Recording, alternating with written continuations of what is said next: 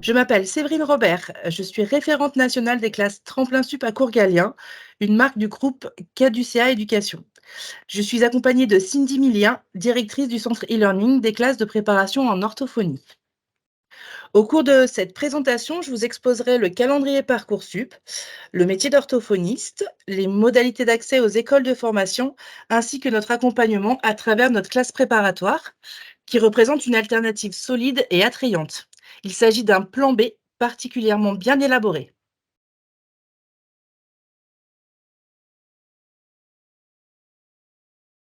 Donc, je ne pouvais pas débuter cette présentation sans faire de rappel sur les dates de Parcoursup.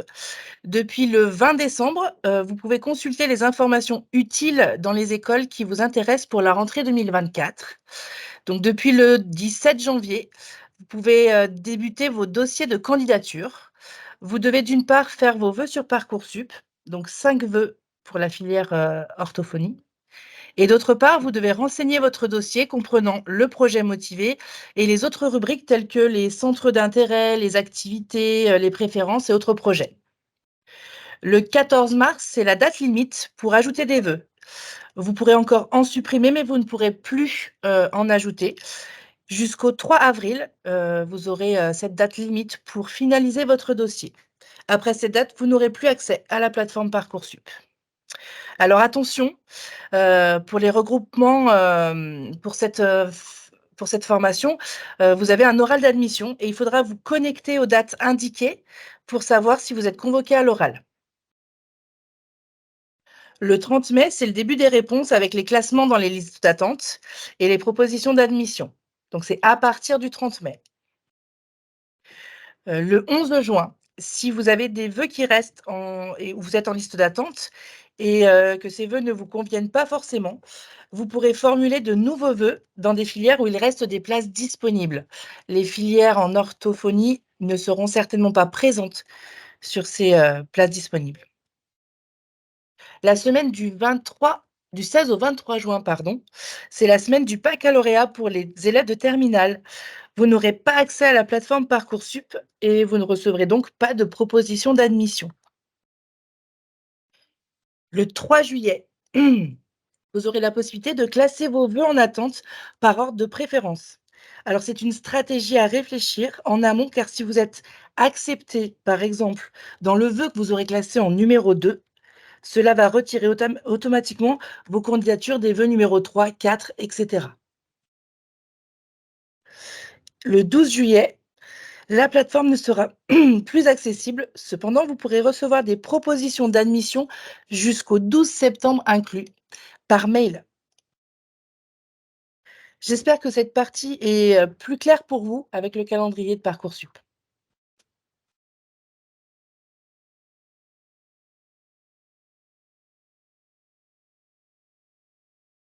Nous allons passer maintenant à la présentation du métier d'orthophoniste. Donc l'orthophoniste est un professionnel clé dans le domaine de la santé. Il joue un rôle crucial en tant qu'auxiliaire paramédical. En tant que rééducateur, il intervient sur prescription médicale pour la prévention, l'évaluation et le traitement d'un large éventail de troubles. Son champ d'action englobe les troubles de la communication, qu'ils soient liés à la voix, à la parole, au langage oral et écrit. Donc, au-delà de la communication, l'orthophoniste intervient également dans la cognition mathématique, ainsi que dans les fonctions oro-myo-faciales, telles que l'oralité, la déglutition et la motricité bucco-faciale. Son expertise s'adresse à toutes les tranches d'âge, du nourrisson à la personne âgée, démontrant ainsi la diversité et la portée de sa profession. Donc, l'orthophoniste peut exercer en libéral, en salariat ou choisir un modèle mixte, lui offrant aussi une flexibilité dans sa pratique professionnelle.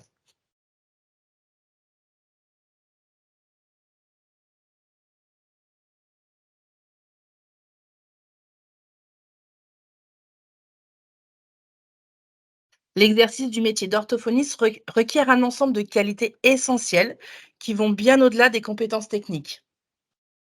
Donc, tout d'abord, des facultés d'écoute aiguisées sont cruciales. L'orthophoniste doit être capable de comprendre les besoins spécifiques de chaque patient. Il doit établir une communication efficace et créer un environnement propice à la rééducation. Les capacités d'adaptation sont également indispensables dans ce domaine en constante évolution. Face à la diversité des cas rencontrés, l'orthophoniste doit être capable de s'ajuster rapidement en modifiant son approche selon les caractéristiques individuelles de chaque patient. La patience joue un rôle central, évidemment. Les progrès dans la rééducation peuvent être graduels et la capacité d'attendre, d'encourager ou de maintenir la motivation du patient, elle est essentielle pour le succès du traitement. L'imagination et la créativité sont des atouts précieux. Donc, en élaborant des exercices ludiques et stimulants, l'orthophoniste peut rendre les séances plus attrayantes et efficaces, notamment pour les enfants. Cette créativité permet de personnaliser les approches thérapeutiques, favorisant ainsi un engagement actif des patients dans leur processus de rééducation. L'autonomie et l'auto-évaluation sont des compétences qui caractérisent un orthophoniste accompli. En étant capable de prendre des initiatives et d'évaluer constamment sa propre pratique, le professionnel assure une prestation de qualité et contribue à son développement professionnel continu. Enfin, la curiosité intellectuelle est une force motrice dans le métier. La volonté de rester informé des dernières avancées scientifiques et de développer constamment ses connaissances garantit une prise en charge optimale des patients, reflétant l'engagement constant envers l'excellence professionnelle.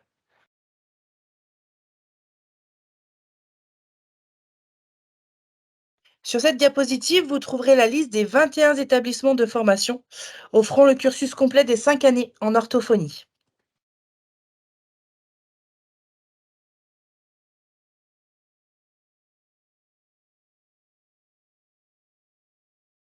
Ces 21 écoles sont réparties au sein de 9 regroupements. Donc, il est crucial de noter que lors de la candidature sur Parcoursup, le candidat est limité à un maximum de 5 vœux. Le regroupement des écoles augmente donc les opportunités pour les candidats, car un regroupement équivaut à un seul vœu sur Parcoursup. Et un regroupement peut équivaut à une ou plusieurs écoles.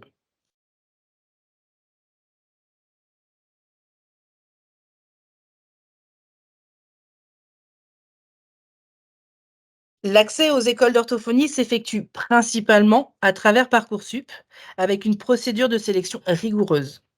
Les candidats souhaitant embrasser cette carrière doivent soumettre un dossier de candidature qui sera examiné attentivement dans le processus de sélection. Sur Parcoursup, les étudiants ont la possibilité de formuler jusqu'à 5 vœux maximum, je le répète, pour la filière orthophonie. Chaque vœu correspond à un groupement d'écoles. J'insiste beaucoup sur ce point. La sélection s'opère en 2 étapes. Donc tout d'abord, les établissements évaluent les dossiers de candidature des étudiants. Ensuite, les candidats retenus sont conviés à passer un entretien d'admission. Donc c'est un moment crucial où leur motivation et leurs aptitudes sont évaluées de manière approfondie. Cette démarche vise à garantir que les futurs étudiants en orthophonie présentent le profil adéquat pour suivre cette formation exigeante. Ainsi, la combinaison d'une sélection sur dossier et d'un entretien de motivation permet aux écoles d'orthophonie de recruter des candidats motivés et compétents pour exercer ce métier.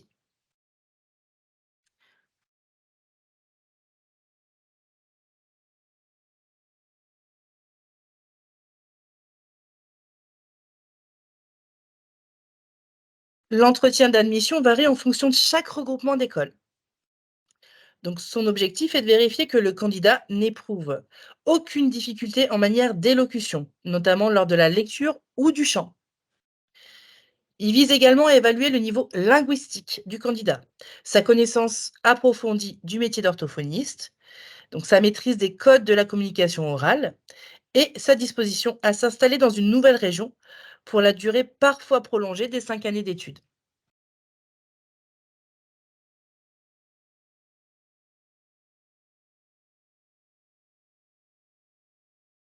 À présent, je vais vous présenter ce que nous offrons dans notre préparation entièrement digitale pour les candidats visant l'admission en école d'orthophonie.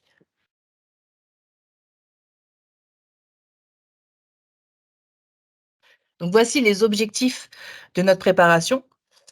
Préparer de manière efficace les entretiens requis dans le cadre du processus d'admission de toutes les écoles d'orthophonie est essentiel pour maximiser ses chances de réussite. Valoriser son dossier de candidature sur Parcoursup devient possible en suivant attentivement les conseils avisés dispensés par nos enseignants, des professionnels expérimentés. Le développement d'expériences enrichissantes constitue un réel avantage lors de l'évaluation du dossier de candidature et des entretiens. Ces expériences ajoutent une dimension qualitative significative à votre parcours académique. L'objectif est également de monter en compétences en consolidant les prérequis disciplinaires et méthodologiques indispensables à une réussite optimale lors de la première année d'études en école d'orthophonie. Cela permet d'aborder cette étape cruciale avec confiance et préparation.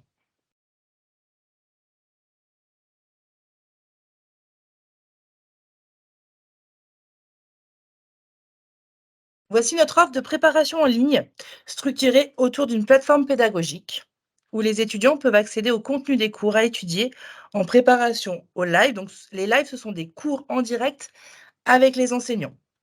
Nous organisons 12 lives en visioconférence sur la période de la préparation. Ça veut dire que nous sommes environ à 2 lives par mois. De plus, les sujets des devoirs sont disponibles sur la plateforme et les copies pourront être téléversées pour avoir l'évaluation.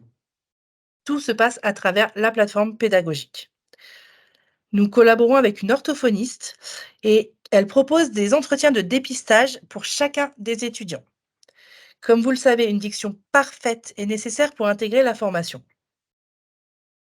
Notre programme inclut également une initiation hebdomadaire à la langue des signes française. L'accompagnement sur Parcoursup est personnalisé. Vous avez un entretien individuel avec la référente pédagogique pour finaliser les candidatures. En ce qui concerne la préparation aux entretiens oraux, en plus des conseils et du contenu de cours, nous avons planifié 2 périodes de simulation d'entretien. La première est de nature générale, tandis que la seconde s'adapte aux modalités spécifiques de l'école où vous êtes convoqué pour l'entretien. C'est-à-dire que vous êtes convoqué, par exemple, à l'école de Strasbourg, les modalités seront différentes de l'école de Marseille.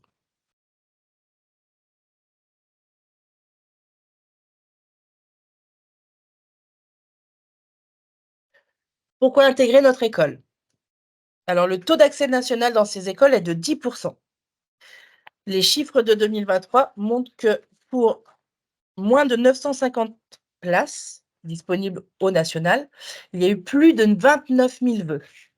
Ça fait environ un taux d'accès de 10. Alors que nous sommes à 40 de nos étudiants admis en 2023 qui ont réussi à intégrer, une école qui avait une ou plusieurs propositions même.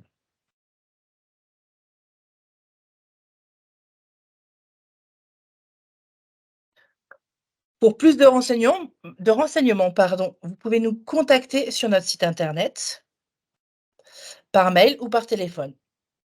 Donc n'hésitez pas à nous communiquer vos mails à l'issue de la réunion pour que nous puissions vous envoyer la brochure. Comment se passe l'inscription chez nous? Il vous suffit de prendre contact avec nous afin d'organiser un entretien téléphonique ou en visio avec la directrice. Au cours de cet échange, nous évaluerons votre candidature et vous fournirons les documents nécessaires pour finaliser votre inscription. Vous avez la possibilité de vous inscrire dès à présent. En cas d'admission en institut de formation, nous procéderons à l'annulation de votre inscription en prépa. J'ai désormais terminé cette présentation. J'espère qu'elle a été claire et je vous remercie de votre attention. Si vous avez des questions, n'hésitez pas à les poser sur le petit chat, nous pourrons vous répondre.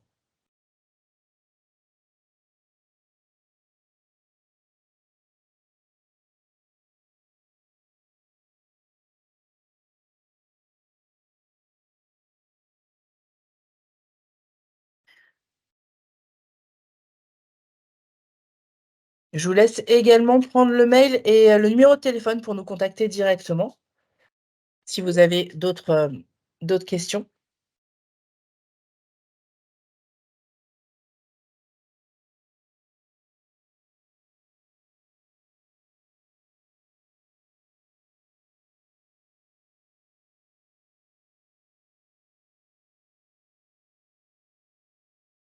Je vais attendre un petit peu pour voir s'il y a des questions.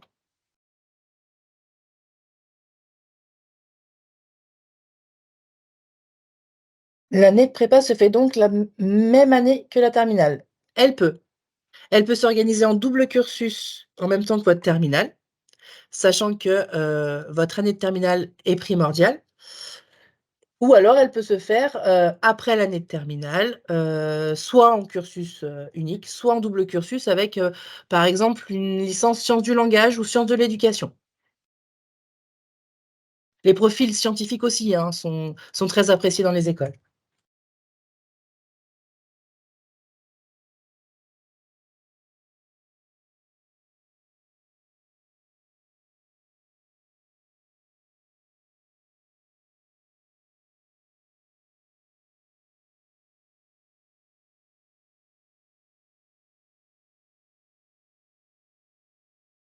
Je vais patienter encore un petit peu pour attendre les prochaines questions.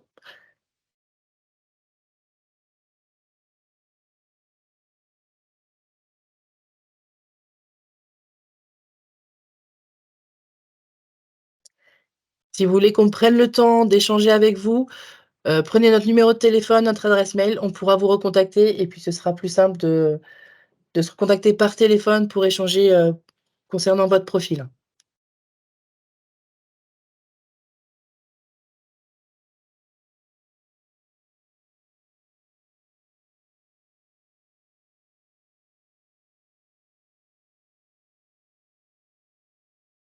Alors, que conseillez-vous comme formation après la terminale pour intégrer l'école? Ah, pour, doubler avec le cursus de la préparation? Alors, de manière générale, nos étudiants qui ne sont pas en terminale peuvent être, en double cursus en sciences du langage, comme je le disais, ou en sciences de l'éducation. Par contre, on a aussi, tous les profils scientifiques qui peuvent être appréciés, notamment je pense au regroupement, dans le sud, au niveau de Marseille, qui est une école qui aime beaucoup les profils scientifiques. Après, il ne faut pas oublier que ce qui va être très important dans votre dossier Parcoursup, ça va être votre dossier de première, votre dossier de terminale. Les écoles, souhaitent des profils, excellents. Donc l'important, c'est de pouvoir, vraiment avoir le meilleur dossier possible. Notamment, alors au niveau du baccalauréat, il sera plus facile d'intégrer une école si vous avez un baccalauréat type général, plutôt que technologique. Par contre, ça ne veut pas dire que c'est inaccessible. Ça demandera beaucoup de travail, peut-être plusieurs candidatures, mais c'est possible.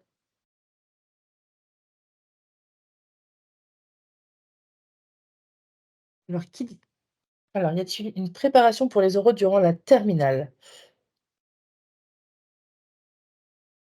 Alors nous, notre formation étant 100 digitale, elle peut être faite en même temps que la terminale et du coup, notre préparation aux oraux implique que, nous faisons 2 sessions de simulation aux oraux. Donc comme je le disais, en février, où on prépare vraiment aux entretiens avec toutes les questions que l'on peut poser de manière générale et une deuxième session, en avril-mai, selon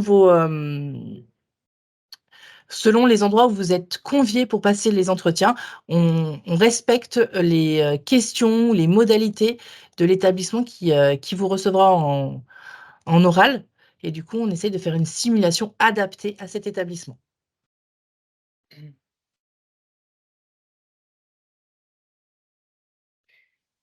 Qui dispense les cours en live, est-ce uniquement l'orthophoniste avec laquelle vous êtes en binôme? Non, pas du tout.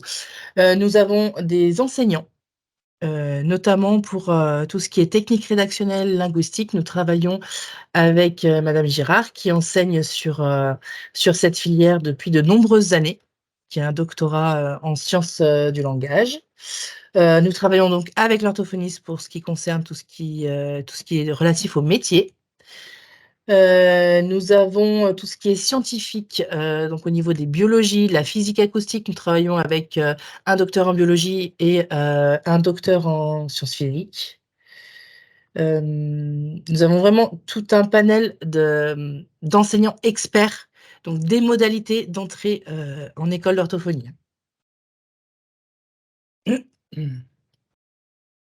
Les spécialités sont-elles importantes? Alors, les spécialités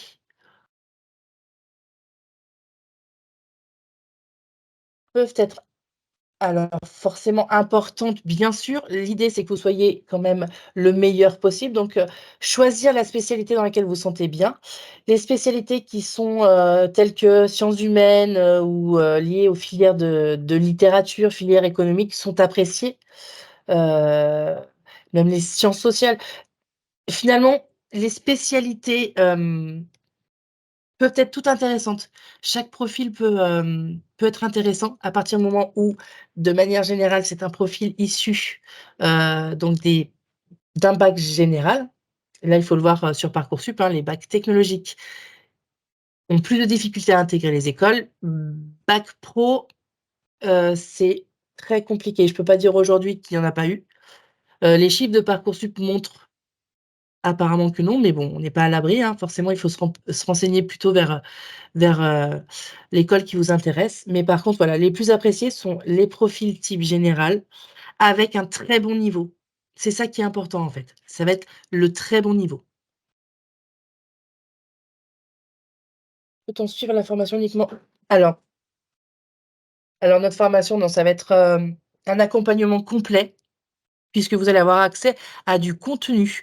En fait, le contenu va servir aussi pour les oraux puisque selon les écoles, par exemple, je pense, encore, à l'école de Marseille, vous pouvez avoir des questions sur des tests psychotechniques, donc voilà, vous avez accès à tout ce contenu qui est là pour aider aux oraux. Donc finalement, notre accompagnement, il est complet et il ne peut pas être, choisi uniquement, juste pour le contenu ou alors juste pour la préparation aux oraux.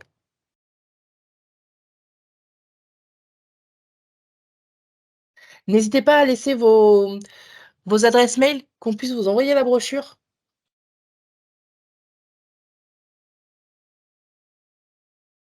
Voilà, vous retrouvez, dans le chat, notre site internet.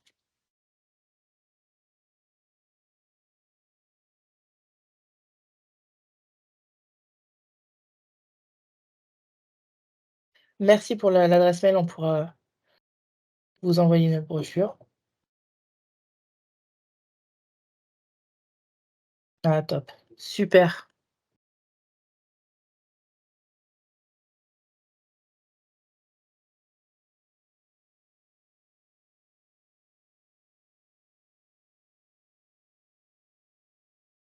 Je vous en prie, c'est avec plaisir. Bon, bah, très bien.